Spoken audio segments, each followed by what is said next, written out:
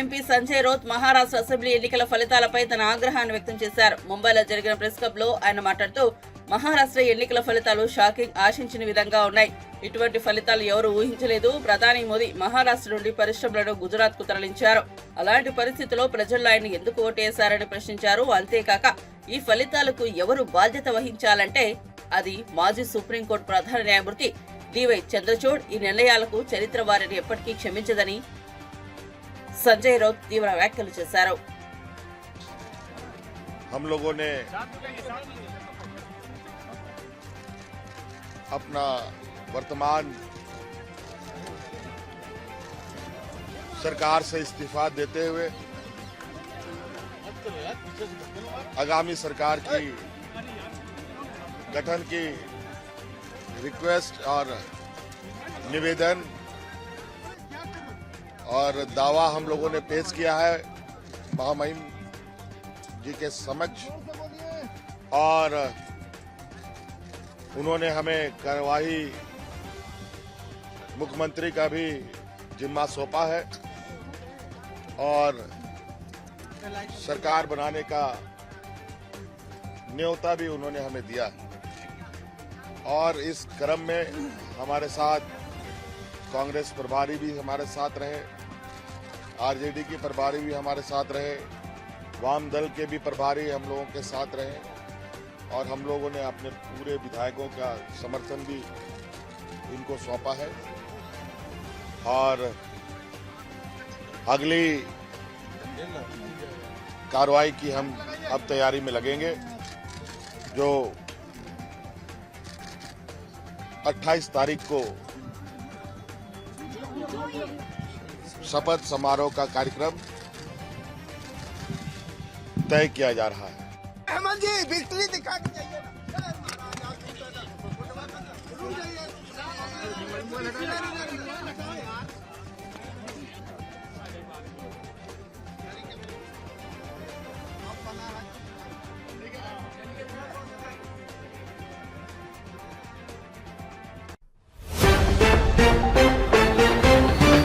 ఉద్యమ నేత బీఆర్ఎస్ అధినేత కేసీఆర్ స్ఫూర్తితో ఈ నెల 29న రాష్ట్రంలోని అన్ని జిల్లా కేంద్రాల్లో దీక్షా దివస్ కార్యక్రమాన్ని నిర్వహిస్తామని పార్టీ వర్కింగ్ ప్రెసిడెంట్ మాజీ మంత్రి కేటీఆర్ వెల్లడించారు.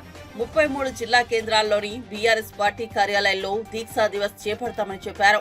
హైదరాబాద్ తెలంగాణ భవన్లో మాజీ మంత్రులు మహమూద్ అలీ, తలసాని శ్రీనివాస్ యాదవ్, పద్మారావు గౌడ్, వేముల ప్రశాంత్ రెడ్డి, ఎమ్మెల్యేలు ముఠా గోపాల్, కాలేరు వెంకటేష్, కేపీ వివేకానంద, పార్టీ నేత చల్మేడ లక్ష్మీ నరసింహారావుతో కలిసి కేటీఆర్ మీడియాతో మాట్లాడారు. తెలంగాణపై కేసీఆర్ చెరగని ముద్ర వేశారని, మళ్లీ ఆనాటి ఉద్యమాన్ని గుర్తు చేసుకుంటూ నాడు తెలంగాణ సమాజాన్ని ఐక్యం చేసిన సందర్భాన్ని స్మరించుకుంటూ ఆ ఉద్యమ స్ఫూర్తిని ప్రజల్లో మళ్లీ రగిలించేలా ఈ కార్యక్రమాన్ని చేపడతామని తెలిపారు. కూలీల దాకా ఇవాళ అట్టడుగు స్థాయి నుంచి సంపన్న వర్గాల దాకా ప్రతి ఒక్కరు కూడా ఇవాళ బాధపడుతున్న రోజు కాంగ్రెస్ ప్రభుత్వంలో తెలంగాణలో కనబడుతూ ఉంది. అందుకే ఈ దీక్షా దివస్ నుండి స్ఫూర్తి పొంది 15 ఏళ్ల కిందట కేసీఆర్ గారు ఎట్లయితే ఆనాడు తన సంకల్ప బలంతో అందరినీ కూడా ఒప్పించి మెప్పించి అందరినీ కలిపి ఏ రకంగానైతే ముందుకు పోయినామో అదే పద్ధతిలో కాంగ్రెస్ కబంధ హస్తాల నుండి 4 కోట్ల తెలంగాణ ప్రజలను కాపాడుకోవడానికి మరో సంకల్ప దీక్ష కూడా చేపట్టాల్సిన తరుణం ఆసన్నమైంది. ఆనాడైనా ఈనాడైనా ఏనాడైనా తెలంగాణకు పెద్దలు ప్రొఫెసర్ జయశంకర్ గారు ఇప్పుడు చెప్పేది స్వీయ రాజకీయ అస్తిత్వమే శ్రీరామ రక్ష అని చెప్పేది. ఈరోజు కేసీఆర్ గారి రూపంలో ప్రజలు తిరిగి మళ్ళీ ఒక్కసారి కేసీఆర్ గారి నాయకత్వాన్ని, ఆ పాలనను, ఆ పరిస్థితిని ఏదైతే తిరిగి కోరుకుంటా ఉన్నారో దానికోసం అందరం కూడా మా పార్టీ శ్రేణులు ఉద్యుక్తులై కలిసికట్టుగా ముందుకు పోవాల్సిన సందర్భం.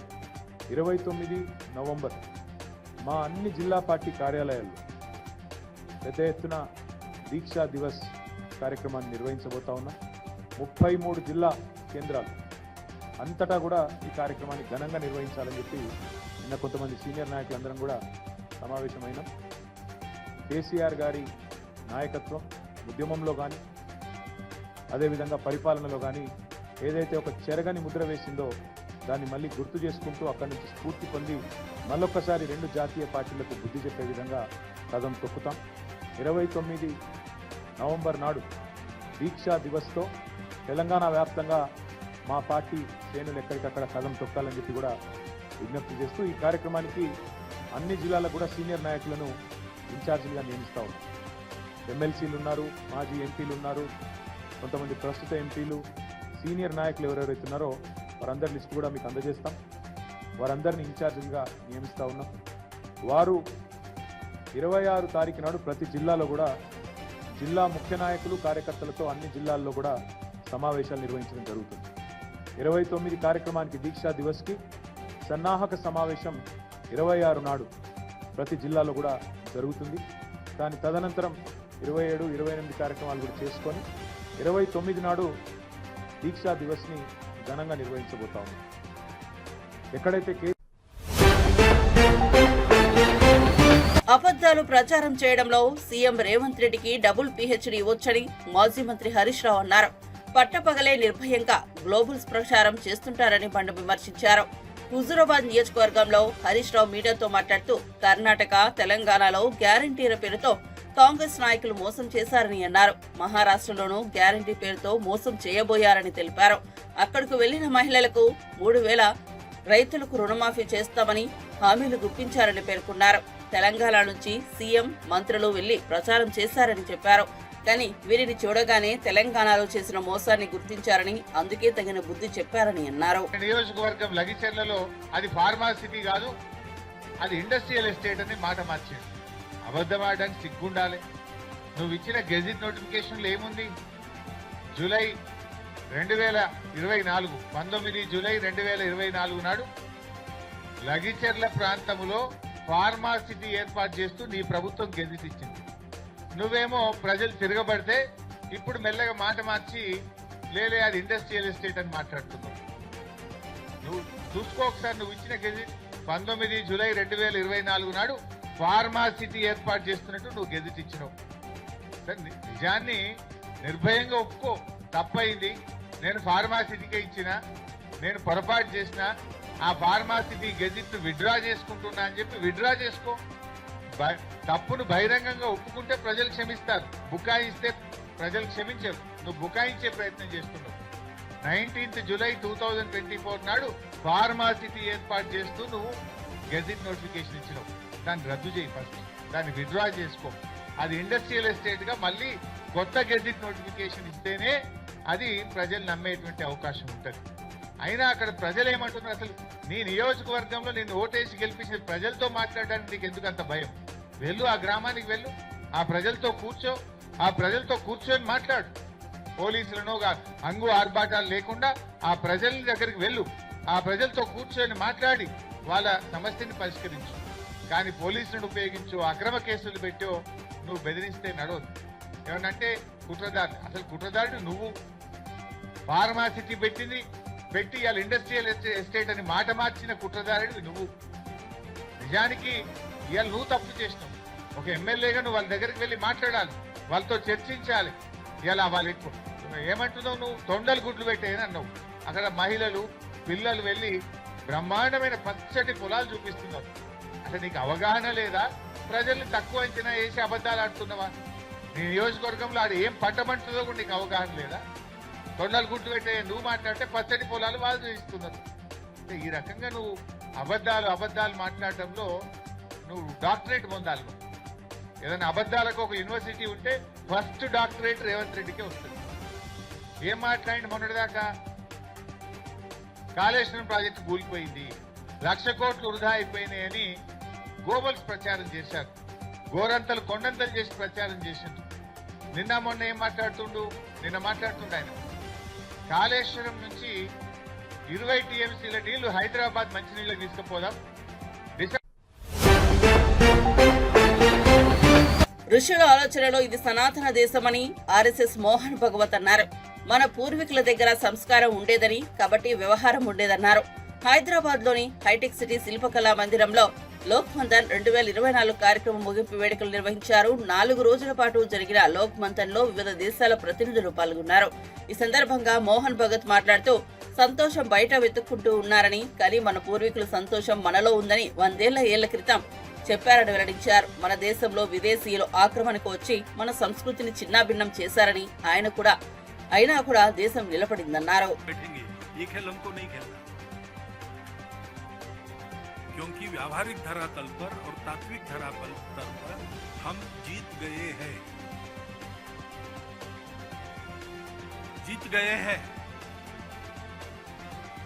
आने के बाद भी हार दिखानी नहीं है, इसलिए गाली देना बहुत होता है। ऐसा कुछ हो रहा है। अभी कुछ चुनाव हो गए ना कल परसों, अब देख लीजिए ये वहां चलता है, लेकिन हम जीत गए भाई। सारी दुनिया लड़खड़ाई है। 2000 सालों में जितने प्रयोग हो गए हैं, ईश्वर को मानने वालों के, न मानने वालों के, व्यक्तिवादी, समाजवादी, सब प्रकार के लोग प्रयत्न करके थक चुके हैं, लड़खड़ा रहे हैं, भारत की ओर देख रहे हैं। हमको क्यों उन प्रश्नों के जवाब देने? उनके ग्राउंड में जाकर थोड़ी कबड्डी खेलनी है उनके नियमों से। हमको अपने ग्राउंड में दुनिया को लाना है।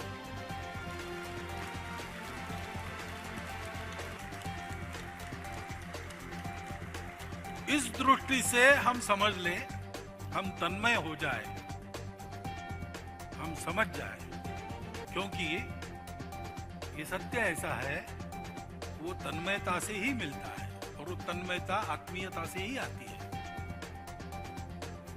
ताही अहीर की छोहरिया छछिया भरी छाछ पे नाच नचावई, ऐसा है कि शेष महेश गुणेश दिनेश सुरेशु जाऊ निरंतर ध्यावई, जाहि अनादि अनंत अखंड अछेद अवेद सुवेद बतावई, नारद से शुके व्यास रटे पछी हारी थके उनी पार न पावई, ताही अहीर की छोहरिया छछिया भरी छाछ पे नाच नचावई।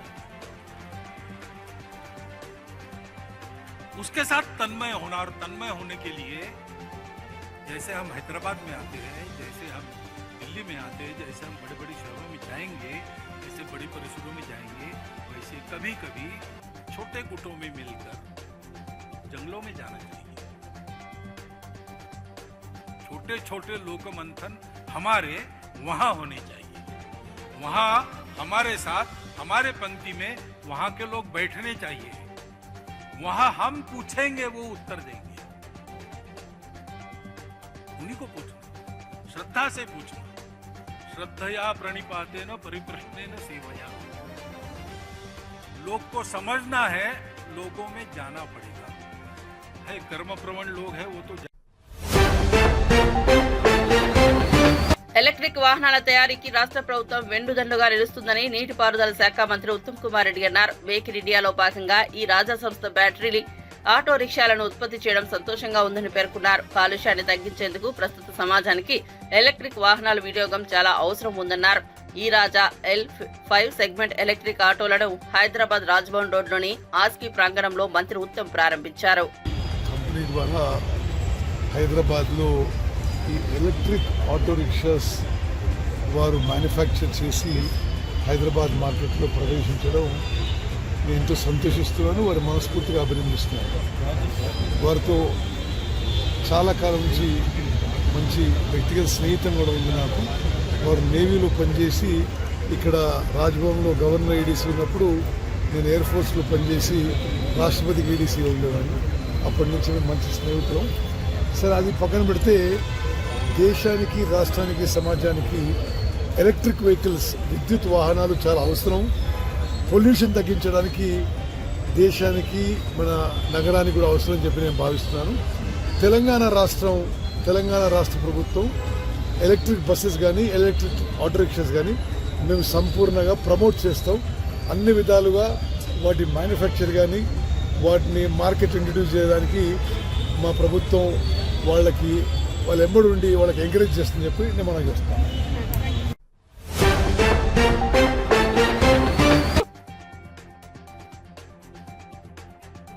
శిశు సంక్షేమ శాఖ మంత్రి సీతక్క పేర్కొన్నారు. ములుగు జిల్లా కేంద్రంలోని డిగ్రీ కళాశాల మైదానంలో మహిళా అభివృద్ధి, శిశు సంక్షేమ శాఖ మరియు గ్రెయిన్ క్యాన్సర్ ఫౌండేషన్ హైదరాబాద్ సంయుక్తంగా అంగన్వాడీ టీచర్లు, ఆయాలు, మహిళలకు ఉచిత క్యాన్సర్ నిర్ధారణ పరీక్షలు చేయనున్నారు. ఈ కార్యక్రమానికి హాజరైన మంత్రి సీతక్క శిబిరాన్ని ప్రారంభించారు. ఈ సందర్భంగా ఆమె మాట్లాడుతూ ప్రాథమిక దశలోనే గుర్తించడం ద్వారా ఎంతటి రోగాన్నైనా జయించవచ్చని తెలిపారు. అలాగే సరైన ఆరోగ్యంతోనే సమాజ అభివృద్ధి సాధ్యమని నమ్మిన ప్రజాప్రభుత్వం ఉద్యోగుల ఆరోగ్యం పట్ల ప్రత్యేక శ్రద్ధ వహిస్తుందని అన్నారు. ఆరోగ్య తెలంగాణ నిర్మాణమే లక్ష్యంగా మహిళా ఉద్యోగులకు, సిబ్బందికి ఆరోగ్య శిబిరాలు నిర్వహిస్తున్నామని సీతక్క తెలియజేశారు. నాయగూడెం, ఎటు నాగారం, మంగపేట, తాడ్వాయి కొంత భాగంలో ఉన్నటువంటి 40 ఇయర్స్ దాటినటువంటి అంగన్వాడీ టీచర్ అమ్మలకు, ఆయలకు మరి గ్రేస్ ఫౌండేషన్ వారి యొక్క సహకారంతో ఈరోజు క్యాన్సర్ టెస్టులతో పాటు ఇతర టెస్టులను కూడా నిర్వహించడానికి ఈ యొక్క శిబిరాన్ని ఏర్పాటు చేయడం జరిగింది. నిన్న ములుగు, వెంకటాపురం, గోవింద్రాపేట, కొంత భాగం తాడ్వాయి, అట్లా రాబోయే కాలంలో కూడా మహబూబాద్ జిల్లాలో కానీ ఓవరాల్గా మరి నెక్స్ట్ ట్రిప్లో మహిళా సంఘాల వాళ్ళకు, ఆశా వర్కర్లకు, పబ్లిక్ కూడా ఈ రకంగా చేయాలి. ఇప్పుడు ప్రపంచాన్ని వణికించే అతిపెద్ద భూతము క్యాన్సరు. ఈ క్యాన్సర్ బారిన పడ్డటువంటి వాళ్ళు నిరంతరము మరి ఒక మానసిక ఆవేదనతో ఇబ్బంది పడుతూ చనిపోతున్నటువంటి పరిస్థితి కూడా ఉంది. ఎవరికి ఏ రూపంలో అది అటాక్ అయితే తెలియడం లేదు. కాబట్టి ప్రజలకు అవగాహన కల్పించడం కోసం ఫస్ట్ ఆయా అంగన్వాడీ టీచర్లకు, ఆశలకు, మహిళా గ్రూపులకు చేస్తూ ఇది చేయించుకోవడం మూలంగా మన యొక్క ఆరోగ్యాన్ని మనం ఎట్లా ఉందో తెలుసుకోవడానికి కూడా ఒక ముందస్తు సమాచారం అవుతుంది. కాబట్టి ప్రతి ఒక్కరు కూడా ఇందులో పాల్గొనడానికి మరి సంసిద్ధతగా ఉండాలని తెలియజేస్తూ ఈరోజు ములుగు నియోజకవర్గాన్ని మేము అన్ని రంగాల్లో ముందంచలో ఉంచడం కోసము అటు మన భద్రాచలం నుంచి ఎమ్మెల్యే గారు తెల్ల వెంకట్రావు గారు, నేను, ఇటు మన ఎంపీ బలరాం నాయక్ గారు, అదేవిధంగా అందరినీ కోఆర్డినేషన్ చేస్తూ జిల్లా ముందంచలో అభివృద్ధి పదంలో పోవడం కోసం కృషి చేస్తున్నటువంటి కలెక్టర్ గారు, అందరం సమన్వయంతో పనిచేస్తున్నాం. ఈ క్రమంలో భాగంగానే మొన్న సమగ్ర సర్వేలో కూడా ములుగు జిల్లా అగ్రభాగాన ఉండడం జరిగింది. అదే కాకుండా అభివృద్ధిలో ప్రతి గ్రామానికి రోడ్డు వ్యవస్థ కానీ, అదేవిధంగా మహిళా గ్రూపులను అభివృద్ధి చేయడం కానీ, మరి విద్యాపరంగా కూడా పిల్లలు బాగా చదువుకోవడానికి అటు వార్డన్లతోటి, ఇటు హెచ్ఎంలతోటి, ప్రిన్సిపాల్లతోటి కూడా ఎక్కడికక్కడ మేము రివ్యూస్ కూడా పెట్టుకొని మరి వాళ్ళకు కూడా తర్ఫీదు చేయడం జరుగుతుంది. ఈ రకంగా మన వెనుకబడ్డ ప్రాంతం నుంచి ఆనిముత్యాలు ఎంతోమంది దేశానికి సేవలు అందించే విధంగా, తోడ్పాటును అందించే విధంగా వారిని ప్రోత్సహించడం జరుగుతుంది. బీజేపీ ఎంపీ, బాలీవుడ్ నటి జగన్ రౌత్ ఉద్ధవ్ థాక్రే పార్టీ నాశనంపై తీవ్ర వ్యాఖ్యలు చేశారు. మహారాష్ట్ర అసెంబ్లీ ఎన్నికల్లో ఘోర ఓటమి నేపథ్యంలో ఆమె ఢిల్లీలో మీడియాతో మాట్లాడుతూ ఉద్ధవ్ థాక్రే నాశనం ఇదే రీతిగా ఉంటుందని నేను ఊహించాను. ఎవరు దేవత మరియు ఎవరు దైత్య అనేది వారికున్న మహిళల పట్ల గౌరవంతోనే అర్థమవుతుందని అన్నారు. గంగా నదితో పరిస్థితిని మహాభారతంలో దుర్యోధనుడి నాశనంతో పోల్చుతూ మహిళలకు గౌరవం ఇవ్వడం, సదుపాయాలను కల్పించడం ద్వారా మాత్రమే నాయకత్వం నిలవదు అని పేర్కొన్నారు. ఈ వ్యాఖ్యలు ఉద్ధవ్ థాక్రే నేతృత్వంలోని శివసేన పార్టీ పట్ల మరింత చర్చకు దారితీసే అవకాశం ఉందని విశ్లేషకులు భావిస్తున్నారు. हमारी सारी पार्टी के लिए ही ये एक ऐतिहासिक जीत है और जाहिर सी बात है हम सब कार्यकर्ता बहुत ही ज़्यादा उत्साहित हैं, बहुत इस चीज़ को लेकर धन्यवादी हैं पूरे महाराष्ट्र की जनता के, पूरे भारत की जनता के, टू बी ऑनेस्ट।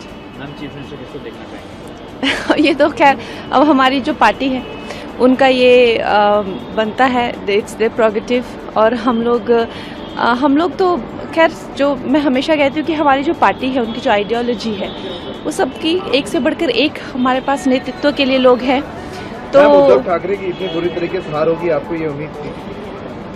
ये मुझे उम्मीद थी, क्योंकि मुझे लगता है कि अगर आप देखें इतिहास गवाह, और मेरे काफ़ी रील भी वायरल हो रहे हैं कि हम दैत्यों को और देवताओं को कैसे पहचानते हैं। जो महिलाओं की इज्जत उतारते हैं वो उसी श्रेणी के होते हैं, दैत्य ही होते हैं।